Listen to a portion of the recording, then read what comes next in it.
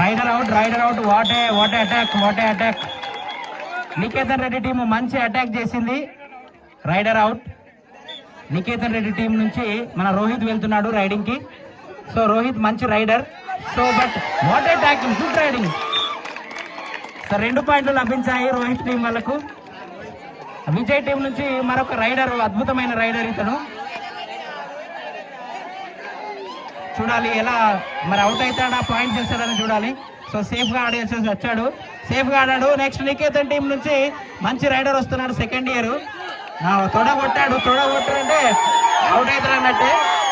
చూడాలి, అద్భుతమైన రైడర్, అద్భుతం.